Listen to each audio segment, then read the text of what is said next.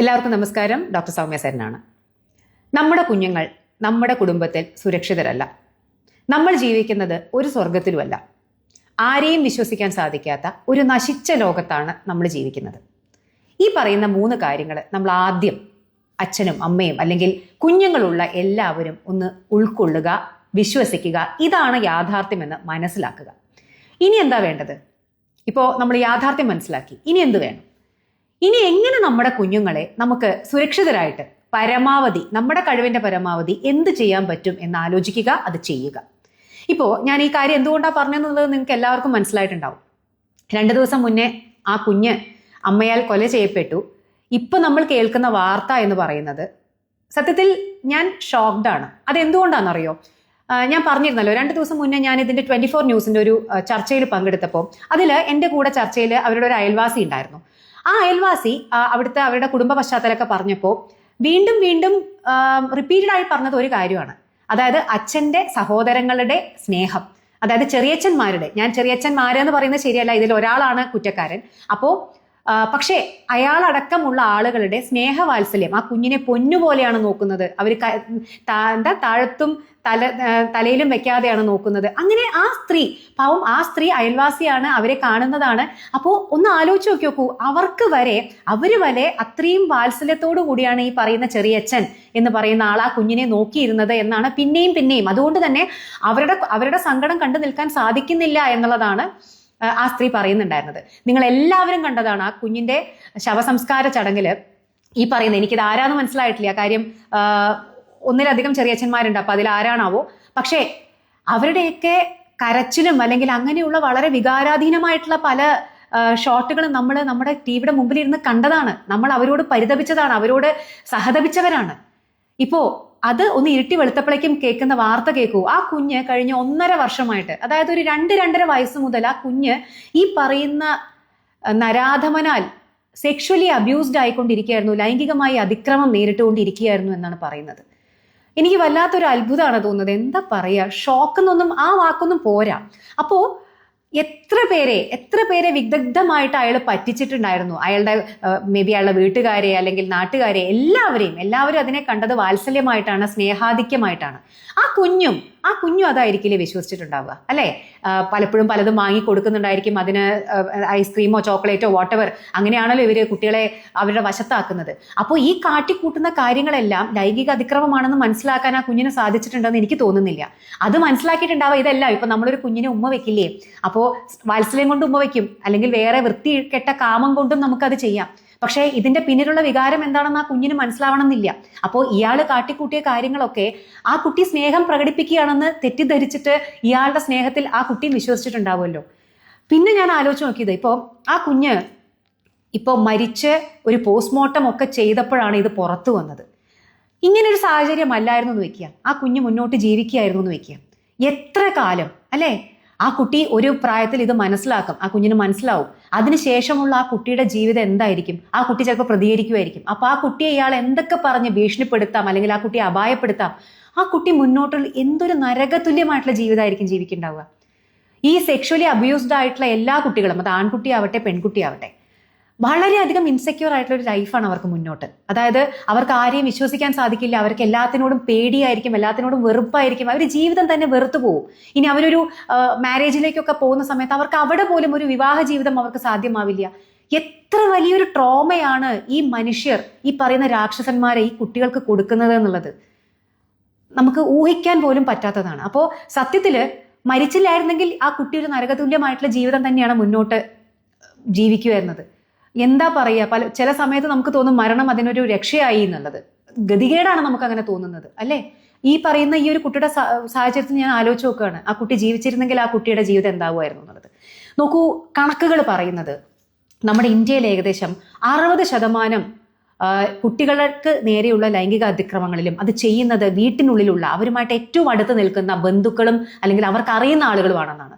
കേരളത്തിൽ പറയുന്ന ചില കണക്കുകൾ 80 മുതൽ 90% കേസുകളിലും അവർക്ക് ഏറ്റവും അറിയുന്ന അവരുടെ ബന്ധുക്കളും അവരുടെ കൂടെ ഉള്ളവരുമാണ്. അതായത് അപരിചിതരല്ല, സ്ട്രേഞ്ചേഴ്സ് അല്ല. ഒട്ടുമിക്ക കേസുകളിലും 90% കേസുകളിലും അവർക്ക് അറിയുന്നവരാണ്. അപ്പോൾ എവിടെയാണ് അവർ അൺസേഫ് ആയിട്ട്, എവിടെയാണ് അവർ സുരക്ഷിതരല്ലാത്ത? സ്വന്തം വീട്ടിൽ, സ്വന്തക്കാർക്കിടയിൽ തന്നെയാണ് നമ്മുടെ കുട്ടികൾ സുരക്ഷിതർ അല്ലാതിരിക്കുന്നത്. എന്നാൽ ഇതിൽ 90% കേസുകളും അൺറിപ്പോർട്ടഡ് ആണ്. അതായത് ഇത് പുറത്തു പോലും അറിയുന്നില്ല. നമ്മൾ ഈ കാണുന്നതും കേൾക്കുന്നതും വെറും എന്താ പറയുക, ടിപ്പ് ഓഫ് ദ ഐസ്ബർഗ് എന്ന് പറയാറില്ലേ, ഒരു വളരെ ചെറിയൊരു ശതമാനമാണ്. 90% കേസുകളും പുറത്തു പോലും വരുന്നില്ല. നമ്മൾ കോവിഡിനെയാണ് വലിയ മഹാമാരി എന്ന് പറയുന്നത്. നോക്കൂ, നമ്മൾ മനസ്സിലാക്കേണ്ടത് കോവിഡിനേക്കാളൊക്കെ വലിയ മഹാമാരിയാണ് ഇന്ന് നമ്മുടെ കുട്ടികൾ നേരിടുന്ന, അവരുടെ കുടുംബങ്ങളിൽ പോലും നേരിടുന്ന ഈ ലൈംഗിക അതിക്രമം. അപ്പോൾ ഇതിനെന്താണ് നമുക്ക് ചെയ്യാൻ പറ്റുക?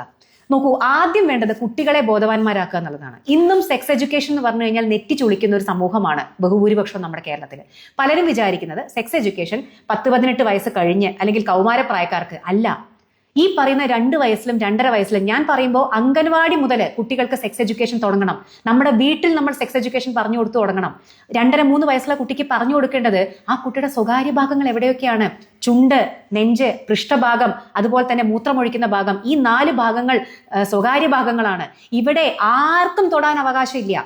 ഇപ്പോൾ കുളിപ്പിക്കുന്ന സമയത്ത് അമ്മയ്ക്ക് തൊടാം, ഈവൻ അച്ഛന് പോലും നമ്മൾ പറഞ്ഞു കൊടുക്കേണ്ട അവസ്ഥയാണ്. ചില സന്ദർഭങ്ങളിൽ പിതാക്കന്മാര് കുട്ടികളെ സെക്ഷലി അബ്യൂസ് ചെയ്യുന്ന കേസുകൾ നമ്മൾ കാണുന്നുണ്ട്. അപ്പോൾ കുളിപ്പിക്കുന്ന സമയത്ത് അമ്മയ്ക്കല്ലാതെ വേറെ ആർക്കും സ്ട്രേഞ്ചേഴ്സിന് ഒരിക്കലും പറഞ്ഞു കൊടുക്കരുത്. അപരിചിതരല്ല. കാരണം പലപ്പോഴും കിരാതന്മാർ നമ്മുടെ വീടിനുള്ളിലാണ്. അപ്പൊ അതുകൊണ്ട് ഒരാൾക്കും അവിടെ തൊടാനുള്ള അവകാശമില്ല. പലരും ഇവർ കളിക്കുകയാണ്, പല കളി എന്നൊക്കെ പറഞ്ഞിട്ട്, അതായത് പല പ്ലേ, ഇങ്ങനെ കളിക്കാം അങ്ങനെ കളിക്കാം എന്നൊക്കെ പറഞ്ഞിട്ടാണ്. അപ്പൊ ഇങ്ങനെ ഒരു കളിയുമില്ല. ആ കളി ശരിയായിട്ടുള്ള കളിയല്ല. അങ്ങനെ ആരെങ്കിലും പറയുന്നുണ്ടെങ്കിൽ അത് എന്നോട് വന്ന് പറയണം എന്നുള്ളത് അച്ഛനും അമ്മയും അവർക്ക് പറഞ്ഞു കൊടുക്കണം. അല്ലെങ്കിൽ സ്കൂളിലെ അംഗൻവാടിയിലാണെങ്കിലും നഴ്സറിയിലാണെങ്കിലും ഇതെല്ലാം പറ ഇതിന് കൂടെ തന്നെ ഇന്ന് നമ്മുടെ കുട്ടികൾ പഠിക്കേണ്ട കാര്യമാണ്. നമ്മുടെ കുട്ടികൾക്ക് എഡ്യൂക്കേഷൻ മാത്രം പോരാ, അവർ ജീവനോടുകൂടി ഇരിക്കണ്ടേ, മെന്റലി ഫിസിക്കലി അവർ ഹെൽത്തി ആയിട്ട് ഇരിക്കണ്ടേ. അപ്പോൾ തറയും പറയും പഠിപ്പിക്കുന്നതിന്റെ കൂടെ തന്നെ, ABCD പഠിപ്പിക്കുന്നതിന്റെ കൂടെ തന്നെ നമ്മുടെ കുഞ്ഞുങ്ങളെ 2.5-3 വയസ്സിൽ പഠിപ്പിക്കേണ്ട കാര്യം തന്നെയാണ് സെക്സ് എഡ്യൂക്കേഷൻ. അപ്പോൾ അവരുടെ സ്വകാര്യ ഭാഗങ്ങൾ എന്തൊക്കെയാണ് എന്നുള്ളത് കൃത്യമായിട്ട് പറഞ്ഞു കൊടുക്കുക. അവിടെ ആർക്കും തൊടാൻ അവകാശമില്ല എന്ന് പറഞ്ഞു കൊടുക്കുക. അവിടെ അവരുടെ ആ ഭാഗം ആരെങ്കിലും തൊടുന്നുണ്ടെങ്കിലോ അല്ലെങ്കിൽ വേറെ ആരുടെയെങ്കിലും ആ ഭാഗങ്ങൾ അവരോട് തൊടാൻ പറയുന്നുണ്ടെങ്കിലോ, ഇത് കളിയാണ് എന്ന് പറഞ്ഞ് അവരെ വിശ്വസിപ്പിക്കുന്നുണ്ടെങ്കിലോ, അത് തെറ്റാണ്. അതൊരിക്കലും ചെയ്യരുത്. അവിടെ നിന്ന് നിലവിളിച്ചുകൊണ്ട് ഓടിപ്പോരണം. ഉടൻ തന്നെ അത് അവർക്ക് ഏറ്റവും വിശ്വാസമുള്ള, അത് അമ്മയാവാം, ടീച്ചറാവാം, അച്ഛനാവാം, ആരും ആയിക്കോട്ടെ, അവരോട് വന്ന് ഏറ്റവും വേഗം പറയണം എന്നുള്ളത് നമ്മുടെ കുഞ്ഞുങ്ങളെ പറഞ്ഞു മനസ്സിലാക്കണം. പരിചയമില്ലാത്ത ആളുകളിൽ നിന്ന് ഒന്നും വാങ്ങി തിന്നരുത്. അത് ബിസ്ക്കറ്റോ ഐസ്ക്രീമോ എന്തോ മുട്ടായിയോ ഒന്നും വാങ്ങി കഴിക്കരുത് എന്ന് കൂടി പറഞ്ഞു കൊടുക്കണം. പിന്നെ നിങ്ങളുടെ കുഞ്ഞുങ്ങൾ ഇത് പറഞ്ഞു കഴിഞ്ഞാൽ ദയവ് അവരെ ഒരിക്കലും ബ്ലെയിം ചെയ്യരുത്. നമ്മുടെ കുട്ടികൾ പലപ്പോഴും നമ്മുടെ അടുത്ത് ഇതൊന്നും പറയാതിരിക്കുന്നത് പേടിച്ചിട്ടാണ്. നമ്മൾ അവരെ ചീത്ത പറയുമെന്ന് പേടിച്ചിട്ടാണ്. അപ്പോൾ ഒരിക്കലും അവരെ കുറ്റപ്പെടുത്തരുത്, അവരെ സമാധാനിപ്പിക്കണം. ദയവ് ചെയ്തിട്ട് മെഡിക്കൽ ആൻഡ് ലീഗൽ ഹെൽപ്പ് നിങ്ങൾ സീക്ക് ചെയ്യണം. ഒരിക്കലും ഇത് പൊത്തി വെച്ചിരിക്കരുത്, ഇത് നാണക്കേടാണെന്ന് വിചാരിച്ചിരിക്കരുത്. നിങ്ങൾക്ക് നിങ്ങളുടെ കുട്ടിയെ ഒരു കൗൺസിലിങ്ങിന് കൊണ്ടുപോകണമെന്നുണ്ടെങ്കിൽ, ഒരു ഡോക്ടറെ കാണിക്കുന്നുണ്ടെങ്കിൽ നിങ്ങളത് ചെയ്യണം. ഇതിനെപ്പറ്റി പ്രോപ്പറായിട്ട് റിപ്പോർട്ട് ചെയ്യണം, പോലീസിൽ റിപ്പോർട്ട് ചെയ്യണം ദയവ് ചെയ്തിട്ട്. ഇപ്പോൾ ഈ കുഞ്ഞിന്റെ ഈ കാര്യം തന്നെ ആ വീട്ടിൽ ആർക്കും അറിയില്ല എന്നൊന്നും ഞാൻ വിശ്വസിക്കുന്നില്ല. ചിലപ്പോൾ അമ്മയ്ക്കോ അല്ലെങ്കിൽ ആർക്കെങ്കിലും ഒക്കെ അറിയുമായിരുന്നിരിക്കാം, നമുക്കറിയില്ല. ഒരു പോലീസ് ഹെൽപ്പ് സീക്ക് ചെയ്തിരുന്നെങ്കിൽ ചിലപ്പോൾ ആ കുഞ്ഞിന്ന് ജീവനോടുകൂടി ഇരിക്കുമായിരുന്നു. അപ്പോൾ ഒരിക്കലും നിങ്ങൾക്ക് നിയമസഹായം തേടാൻ നിങ്ങൾ മടിക്കരുത്. പിന്നെ ഇനി കുട്ടിയെല്ലാം വന്ന് പറയുമെന്ന് വിശ്വസിച്ച് നമ്മൾ സെക്സ് എഡ്യൂക്കേഷൻ കൊടുത്തു, എല്ലാം പറഞ്ഞു കൊടുത്തു, എന്താണ് സേഫ് ടച്ച് അൺസേഫ് ടച്ച് ഒക്കെ പറഞ്ഞു കൊടുത്തു, എങ്കിൽ പോലും നിങ്ങളുടെ കുഞ്ഞ് നിങ്ങളോട് വന്ന് പറയുമെന്നുള്ള വിശ്വാസം നല്ലതാണ്. പക്ഷേ നിങ്ങൾ നിങ്ങളുടെ കുഞ്ഞിൻ്റെ അടുത്ത് കൂടി ഇടയ്ക്കൊന്ന് സംസാരിക്കണം. നിങ്ങളുടെ കുഞ്ഞിൻ്റെ സ്വഭാവത്തിൽ എന്തെങ്കിലും വ്യത്യാസങ്ങൾ വരുന്നുണ്ടോ? നിങ്ങളുടെ കുഞ്ഞ് ഉള്ളു വലിഞ്ഞു പോകുന്നുണ്ടോ? പഠിത്തത്തിൽ ഉഴപ്പുന്നുണ്ടോ? ശ്രദ്ധ കുറയുന്നുണ്ടോ? കുട്ടിയുടെ സ്വഭാവത്തിൽ ഉഷാറ് കുറയുന്നുണ്ടോ? ഇങ്ങനെയൊക്കെ ഉണ്ടെങ്കിൽ നിങ്ങളത് മനസ്സിലാക്കണം. അപ്പോൾ അതെന്താണെന്ന് അന്വേഷിക്കണം. കുഞ്ഞിനോട് പോയിട്ട് സഹാനുഭൂതിയോടുകൂടി കാര്യങ്ങൾ ചോദിച്ച് മനസ്സിലാക്കണം. ഇനി അല്ലെങ്കിൽ ഒരു കൗൺസിലിങ്ങിന് വേണമെങ്കിൽ കൊണ്ടുപോകണം. മനസ്സിലായി? ഒരിക്കലും കുറ്റപ്പെടുത്തരുത്, ചീത്ത പറയരുത്. അത് വളരെ ഇമ്പോർട്ടൻ്റ് ആണ്. കുട്ടികൾ പേടി കൊണ്ട് പലപ്പോഴും പറയില്ല. ഈ ചെയ്യുന്ന ആളുകൾ ചിലപ്പോൾ അവരെ ഭീഷണിപ്പെടുത്തിയിട്ടുണ്ടായിരിക്കും. അപ്പം അവർക്ക് അവെയർ ആണെങ്കിൽ പോലും, അവർക്ക് ഇത് തെറ്റാണ് എന്ന് അറിഞ്ഞാൽ പോലും അവർ നമ്മളോട് പറയാൻ ചിലപ്പോൾ മടിക്കും. അതിനെ അവരെ കുറ്റപ്പെടുത്തരുത്. അപ്പോൾ നമുക്ക് അങ്ങോട്ടും കൂടി ഒരു ശ്രദ്ധ വേണം. നിങ്ങളുടെ കുഞ്ഞിൻ്റെ സ്വഭാവത്തിലും എന്തെങ്കിലുമൊക്കെ പ്രശ്നങ്ങൾ തോന്നുന്നു, ഇടയ്ക്കിടയ്ക്ക് മൂത്രപ്പഴുപ്പ് വരുന്നുണ്ട്, ആ ഭാഗങ്ങളിൽ നിങ്ങൾക്ക് എന്തെങ്കിലും അസ്വാഭാവികമായി തോന്നുന്നു, മുറിവ് കാണുന്നു, എന്തെങ്കിലും ഡിസ്ചാർജ് കാണുന്നു, എന്തെങ്കിലും സംശയങ്ങൾ അത് അമ്മയ്ക്കോ അച്ഛനോ ആർക്കാണെങ്കിലും തോന്നിക്കോട്ടെ, ടീച്ചർക്കോ, ദയവ് ചെയ്തിട്ട് അതിനെ മിണ്ടാതെ അല്ലെങ്കിൽ മൂടി വെക്കാതെ വേണ്ട ഹെൽപ്പ് സീക്ക് ചെയ്യുക കേട്ടോ. അപ്പോൾ നമ്മുടെ കുഞ്ഞുങ്ങളാണ്, അപ്പോൾ അത് നമ്മുടെ കൂടി ഉത്തരവാദിത്തമാണ്. എനിക്ക് പറയാനുള്ളത് ദയവ് ചെയ്തിട്ട് സെക്സ് എഡ്യൂക്കേഷൻ സർക്കാരിനോട് കൂടി തന്നെയാണ്. അംഗൻവാടി മുതൽ, നഴ്സറി മുതൽ, നിങ്ങൾ ഈ പ്രീ KG എന്ന് പറയുന്ന പ്രായം മുതൽക്ക് തന്നെ പറഞ്ഞു കൊടുക്കണം. നിങ്ങളുടെ കുഞ്ഞുങ്ങൾ മനസ്സിലാക്കും. അവർക്ക് മനസ്സിലാവേണ്ട കാര്യങ്ങൾ മനസ്സിലാവേണ്ട ഭാഷയിൽ പറഞ്ഞു കൊടുത്താൽ ഏത് പ്രായത്തിലുള്ള കുട്ടികൾക്കും അത് മനസ്സിലാവും. സെക്സ് എഡ്യൂക്കേഷൻ തുടങ്ങേണ്ടത് കുട്ടികളുടെ ഈ പ്രായത്തിൽ, ഏറ്റവും ചെറിയ പ്രായത്തിൽ വെച്ച് തന്നെയാണ് കേട്ടോ. അപ്പോൾ ദയവ് ചെയ്തിട്ട് ഇതെല്ലാ അച്ഛനമ്മമാരിലേക്കും എല്ലാവരിലേക്കും ഒന്ന് എത്തിക്കൂ. ഇനിയെങ്കിലും നമുക്ക് ഇങ്ങനെയുള്ള കാര്യങ്ങൾ കേൾക്കാതെ ഇരിക്കാനുള്ള ഒരു അവസ്ഥ ഉണ്ടാവട്ടെ. Okay, by.